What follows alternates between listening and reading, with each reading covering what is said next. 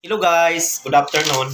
So, ipapakita ko lang itong binili kong McDo talaga kasi sobrang laki talaga ng chicken nila. Paano ko ubusin? Yan oh, shoutout nga pala sa McDo. Ang laki ng fried chicken nila oh. Tapos, tikman natin kung gaano siya kasarap compare sa iba. Ang sarap! Ang sarap talaga. Ang sarap ng McDo talaga fried chicken nila. Ang laki oh. Ayan, saan kayo? Kumpara sa iba na pinapasukan kong restaurant. Grabe ang McDo, ang laki oh. Crispy pa. Sarap. Sarap ng McDo.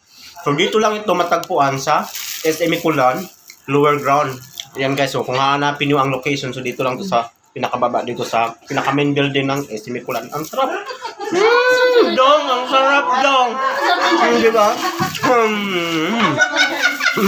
Sarap. Mag-advertise muna tayo. Ayan si McDo. Ayan. Patunay talaga na loyal talaga ako sa McDo. Ayan. May drinks ka pa. Meron ka ng rice saka meron ka ng chicken joy. Ay! Sarap. Ang sarap. McDo. Lame.